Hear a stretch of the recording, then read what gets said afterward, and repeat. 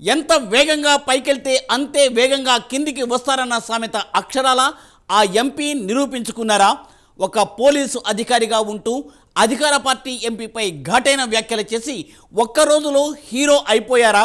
గతంలో ఓ ఎంపీపై అనుచిత వ్యాఖ్యలు చేసిన ఆ పోలీసు అధికారికి ఎంపీ టికెట్ కట్టబెట్టింది వైఎస్ఆర్సీపీ. ఎంపీగా గెలిచాక ఆయన పదవిని నిలబెట్టుకుంటారా? ఇంతకు రానున్న కాలంలో ఆయన పరిస్థితి ఏంటి తెలుసుకోవాలంటే ఈ స్టోరీ చూడాల్సిందే.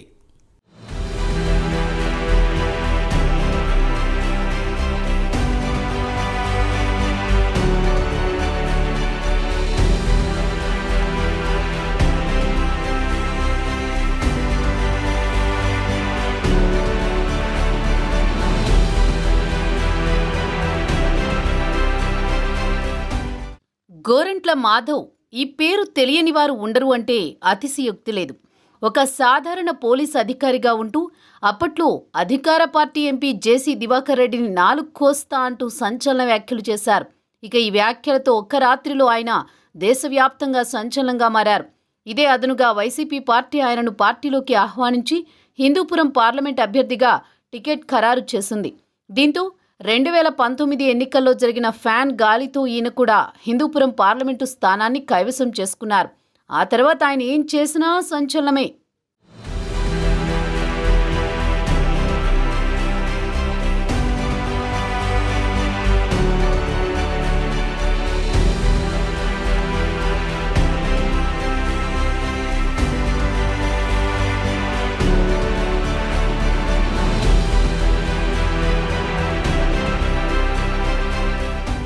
ముఖ్యంగా ఎంపీ గోరంట్ల మాధవ్ ఒక మహిళతో నగ్న వీడియో మాట్లాడుతూ దేశవ్యాప్తంగా అందరి నోళ్లలో నానాడు.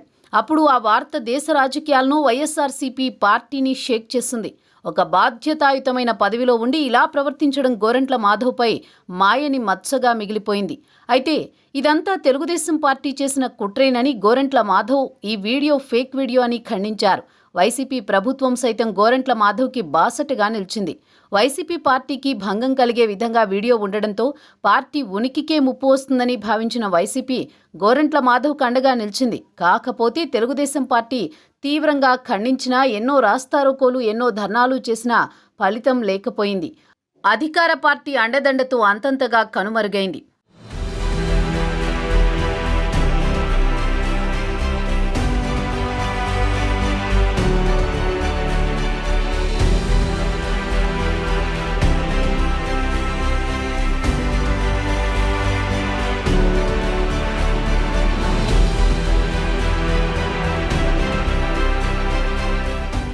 ఇకపోతే తెలుగుదేశం పార్టీ అధికారంలోకి వస్తే ఖచ్చితంగా ఆ కేసును తిరిగి తోడతామంటూ ఆ పార్టీ నాయకులు ఇప్పటికే హెచ్చరికలు జారీ చేశారు. ఈ నగ్న వీడియో కలకలంతో గోరంట్ల మాధవ్కి సొంత పార్టీలోని విలువ తగ్గిపోయింది.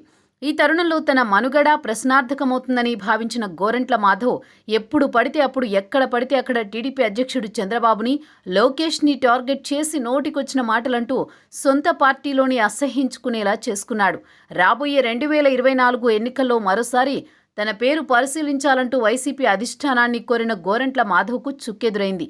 ఈ ఎన్నికల్లో తనకు టికెట్ ఇచ్చేది లేదంటూ నిర్మోహమాటంగా తేల్చి చెప్పింది వైసీపీ అధిష్టానం.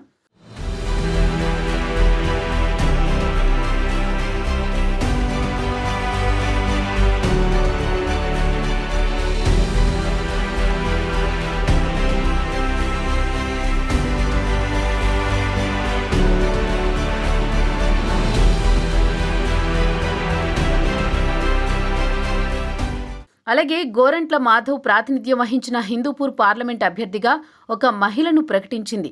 దీంతో గోరంట్ల మాధవ్ వైసీపీ నాయకులపై కూడా ఆరోపణలు చేయడం సంచలనం సృష్టించింది. కనీసం నాకు ఎమ్మెల్యే అభ్యర్థిగా అయిన అవకాశం ఇవ్వండి అంటూ గోరంట్ల మాధవ్ అధిష్టానాన్ని కోరినా ప్రయోజనం లేకుండా పోయింది. తన నోటి దురుసుతో తోటి నాయకులే అసహ్యించుకునేలా ప్రవర్తించిన గోరంట్ల మాధవ్ పరిస్థితి అగమ్య గోచరంగా మారింది. పోలీస్ అధికారిగా ఉంటే ప్రస్తుతం డీఎస్పీ స్థాయి అధికారిగా ఉండేవాడు అంటూ సన్నిహితులు చెబుతున్నారు. అనవసరంగా రాజకీయాల్లోకి వచ్చి తన భవిష్యత్తును ప్రశ్నార్థకంగా మార్చుకున్నాడని సన్నిహితులు ఆవేదన వ్యక్తం చేస్తున్నారు. దీంతో ఉన్నది పోయే, ఉంచుకున్నది పోయే అనే విధంగా గోరంట్ల మాధవ్ సతమతమవుతున్నారనే టాక్ వినిపిస్తోంది.